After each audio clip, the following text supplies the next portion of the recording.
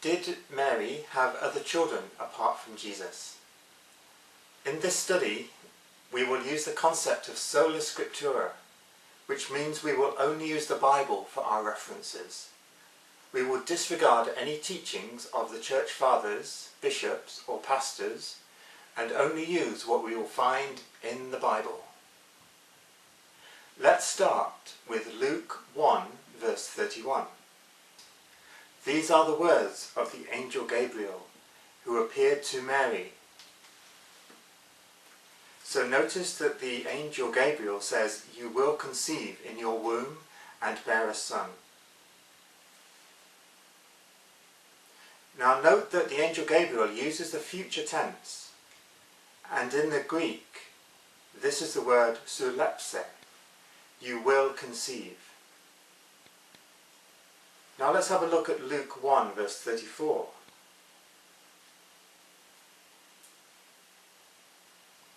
Mary said to the angel, "How can this be, since I am a virgin?" Now we might argue that Gabriel meant that Mary was about to conceive, but notice that he doesn't actually specify whether she is about to conceive or whether it will be after she is married. He just says, "You will conceive." One incorrect understanding is to assume that Gabriel was talking about Mary's present situation. The assumption in this case is that Gabriel says, "You have conceived," or "You are pregnant," and then Mary responding by saying, "How can this be, since I am a virgin?" But this is not actually what we find in the text. Gabriel uses the future tense, saying, "You will conceive." Notice that Mary uses the present tense in her response. She heard the angel use the future tense. She will, one day in the future, become pregnant. But her response is concerning her status as a virgin, and she questions how this future event can be possible given this status. Now, Mary is betrothed to Joseph at this point in her life, and so will in the future be married. So, does her present circumstances as a virgin have any relevance? Let's picture the scene. A woman about to get married is told that she will one day become pregnant and have a child. Why would Mary say, "How can this be?" unless she had planned to remain a virgin during her marriage? What we can conclude from this is that Mary was a virgin when Gabriel was speaking to her, but that she was also planning to remain so into the future. This is why she asked the question, "How can this be?" referring to her future status. Her question would only be relevant if she was considering remaining a virgin. Now, if we look more closely at the Greek text, we can see how this is the case. In Greek, the word used is ginosko, and the tense used is the present indicative active, "I am and will continue to be." Now this tense expresses a permanent disposition. The same tense is used, for example, when you say, "I smoke," and the implication is that I smoke today and will continue to do so because I am a smoker. It's kind of my status. Now, this actually helps to give a bit more clarity to what at first might seem like a strange response from Mary. She was not saying, "I am a virgin now, but this will shortly end." What she was saying is, "I am a virgin and will continue to be into the future." So Mary was a virgin at the time and had decided to remain so even though she was about to get married. Now, we might argue that this seems a little unlikely. Why would a woman enter into marriage fully intending to remain a virgin? We might argue that this is not common sense. However, to argue this way would go against the concept of Sola Scriptura, we would be applying our own thinking and dismissing the text. The Bible doesn't actually say why Mary decided to remain a virgin as a married woman, but since it clearly says in the text, then we must accept it. Now, there is nothing in the Bible forbidding a married couple from abstaining from sex if they choose to do so. We can think of some reasons why Mary and Joseph chose not to sleep together during their marriage. For example, it is likely at the time that every woman was expected to get married. Mary may have chosen lifelong virginity in order to dedicate herself totally to God. Even today, many Christians do this, so it's plausible that there were Jews who did this in Mary's time. In fact, we know from Jesus' words in Matthew 19 verse 12 that there are eunuchs who have made themselves eunuchs for the sake of the kingdom. So it would not be all that far-fetched for Mary to choose to remain a virgin in order to dedicate herself to God and to the coming of his kingdom. Also, St. Paul encouraged people to remain virgins and spoke highly of it in 1 Corinthians 7 verses 6 to 8. Now we know from the Bible that Joseph was probably older than Mary because he died sometime between Jesus' 12th year, as shown in Luke 2 verses 41 to 50, and his public ministry, because in Mark 6 verse 3 Jesus is described as the son of Mary only. It's possible then that he had previously been married and already had children from his first marriage and was now a widower. In his marriage to Mary, he would have made a home for her, which worked well for Mary and her parents' expectations of her. Joseph, in turn, would benefit from the companionship of Mary in his widowhood. Now this proposition, which I've just given, is not provided in Scripture, but the key thing is that it does not contradict it. The important thing here is that we can accept what we read in Scripture literally, and it makes sense as it is. When we read Scripture, there may be a tendency to view it through the eyes of our own 21st century culture, or our own personal ideas. But we should accept Scripture as it is, and not try to argue against it when it doesn't fit our own ideas or beliefs. However, in the Gospels there are many mentions of Jesus' so-called brothers and sisters. In Mark 6 verse 3 again, Jesus' brothers are mentioned by name, and also some sisters. This is the carpenter, surely, the son of Mary, the brother of James and Joseph and Jude and Simon. His sisters too, are they not here with us? Similarly, in Matthew 13, verses 55 to 56, we read about the same incident. Is not his mother the woman called Mary, and his brothers James and Joseph and Simon and Jude? His sisters too, are they not all here with us? How can we reconcile these verses with what we've just read in Luke 1 verse 34? Do they contradict it? We might read these passages with Western 21st century eyes and conclude that these must be other children of Mary. However, in other cultures, even today, the words brother and sister are not always used to refer to one's siblings, but to other close relatives.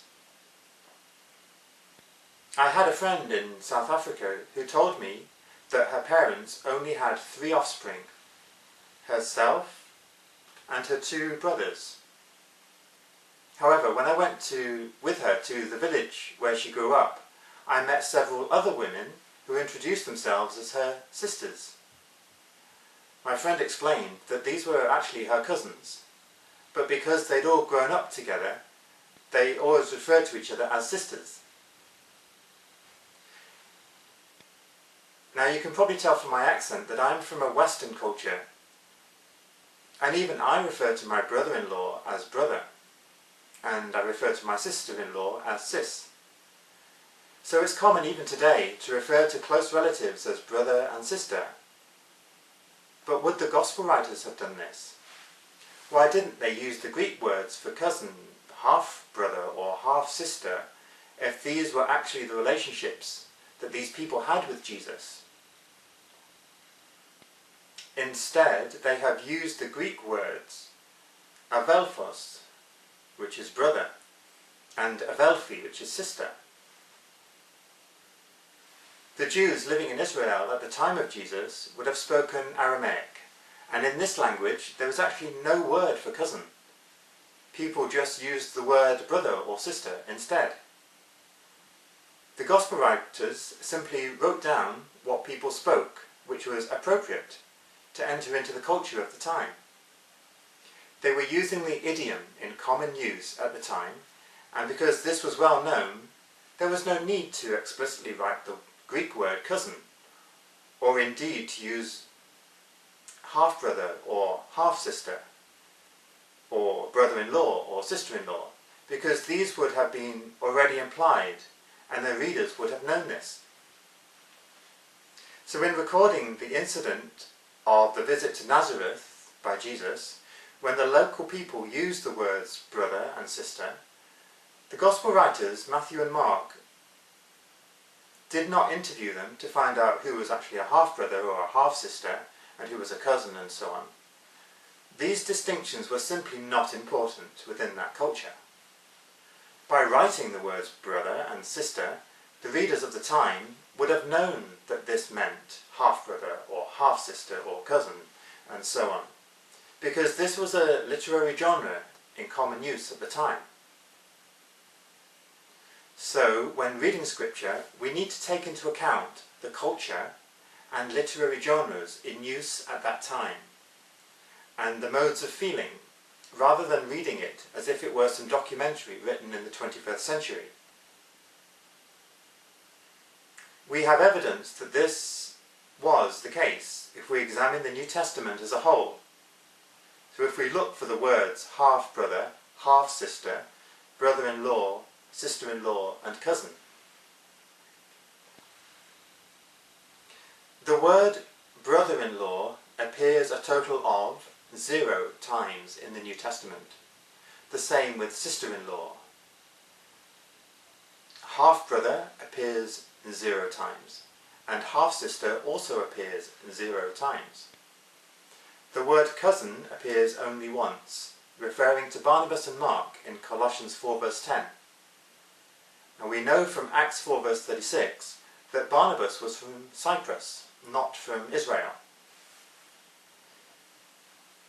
Now, if we assume that brother and sister only mean siblings, then of all the many people mentioned throughout the whole of the New Testament, does this mean that no brother-in-law or sister-in-law, no half-brother and no half-sister actually exist, and that there's only one cousin?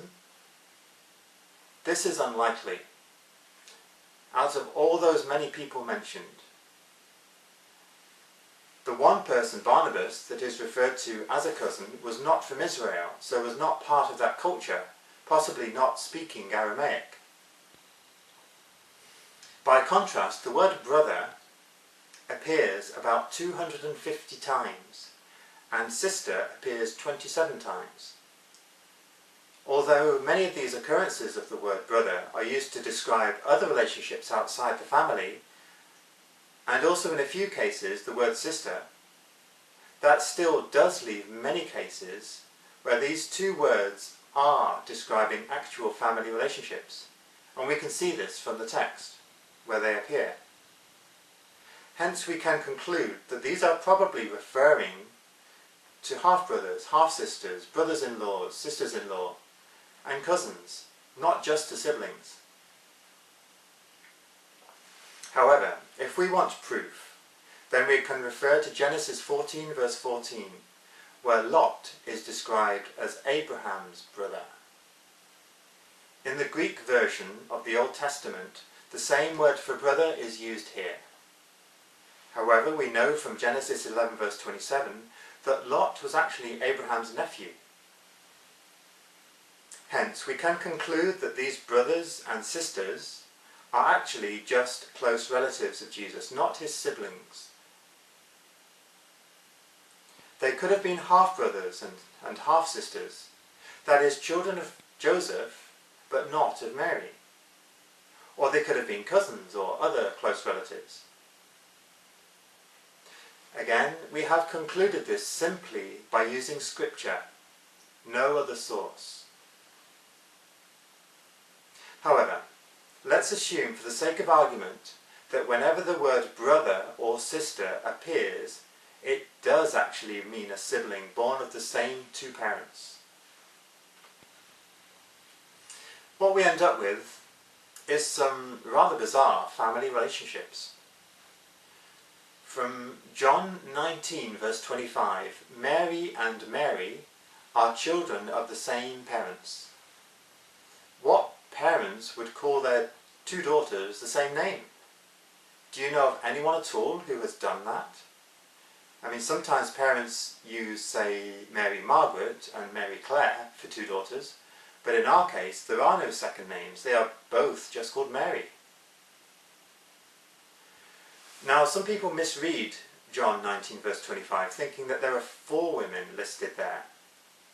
However, notice the use of the Greek word "k", which means "and". In all the lists of names given, this is used between each one. So, in the earlier passage I mentioned, the list is James and Joseph and Simon and Jude. And each name is separated by the word "k", meaning "and". In this list, in John 19 verse 25, we read, his mother and his mother's sister Mary the wife of Clopas and Mary Magdalene. So this means that his mother's sister is Mary the wife of Clopas. These are not 2 different women listed here, they're the same person. James and Joseph are referred to in 2 places as a set of brothers with a mother called Mary.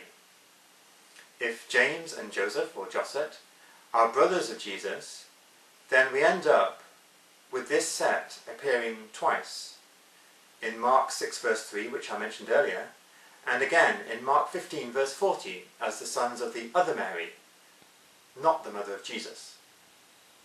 It's possible there are 2 sets of brothers, both having a mother called Mary, but it's unlikely. It's actually more likely that this pair of brothers, James and Joseph, are the same. Note that James, Joseph, Simon and Jude, mentioned in Mark 6 verse 3, are never described as the sons of Mary, the mother of Jesus. And there is no mention of them in the childhood story of Jesus when he was found in the temple. James and Joseph are only described as the sons of Mary of Clopas. Hence, a better interpretation of the actual family relationships is this. Mary and Mary are possibly sisters-in-law. Perhaps Clopas is Mary, the mother of Jesus, her sibling. This may be the same Clopas mentioned in Luke 24 verse 18, though the spelling of the name is slightly different. And the other Mary is his wife. So that's why she's called Mary of Clopas, because she's married to Clopas. That would make Jesus cousins of James and Joseph. Simon and Jude are other cousins of Jesus. Another argument, sometimes used to support the case of Mary having other children, is the use of the word firstborn son, as in Matthew 1 verse 25 and Luke 2 verse 7, the firstborn of Mary. Does the word firstborn imply that there are younger siblings? Actually no, not as used in the Bible. For Israelites, firstborn meant the child that opened the womb, that's all. And it doesn't necessarily mean that there will be more children. For example, in Exodus 13 verse 2, God says, "Consecrate all the firstborn to me." Now, they would be consecrated straight away, before any others were born. So, this would be then the consecration of the firstborn. This helps us to understand the meaning of the phrase firstborn. Other similar references can be found in Numbers 3 verse 12 and Exodus 34 verse 20. Under the Mosaic law, it was the firstborn son that was to be sanctified. Did this mean the parents had to wait until a second son was born before they could call their first the firstborn? No. The first male child of a marriage was termed the firstborn, even if he turned out to be the only child of the marriage. And this is what has been done in Matthew 1 verse 25 and Luke 2 verse 7, when describing Jesus as the firstborn son of Mary.